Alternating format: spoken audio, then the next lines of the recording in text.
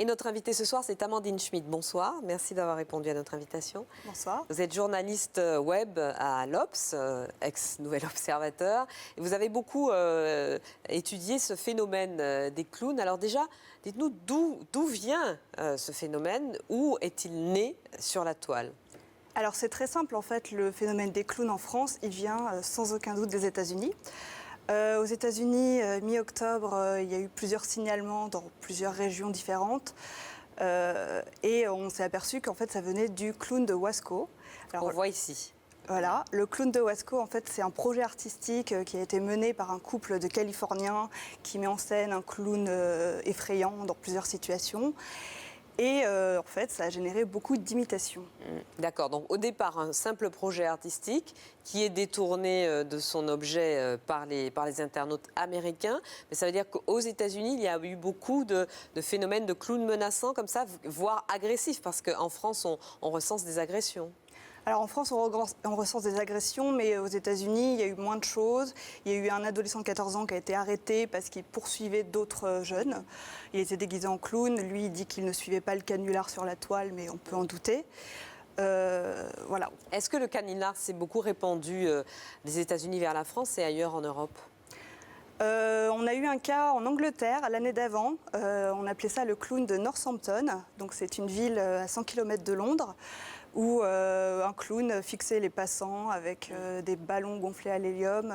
Voilà, il a beaucoup inquiété les gens. Et finalement, on a appris que c'était simplement un étudiant en cinéma qui se mettait en scène et qui ne voulait pas de mal aux gens. Et aujourd'hui, en France, quelles sont les villes qui sont touchées? Je dirais que toutes les villes sont touchées. Alors, on voit le phénomène des pages Facebook.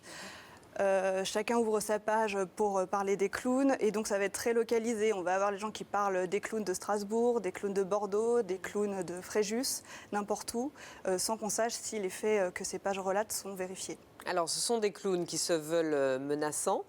Dans le Nord, il y a eu des incidents un peu plus importants, parce qu'il y avait notamment des clowns armés. Ouais. Mais est-ce que dans les autres villes où ils ont essaimé, au-delà de la menace visuelle, ils peuvent représenter un danger, selon vous? Il y a eu quelques cas d'agression. On a vu une agression à la barre de fer, une autre agression à la hache. Donc on peut peut-être se méfier. Voilà, c'est assez sérieux, mais je crois que c'est quand même des cas isolés et qu'à côté de ça, il y a un gros phénomène de reprise sur les réseaux sociaux où tout le monde va vouloir avoir son clown, mais en réalité...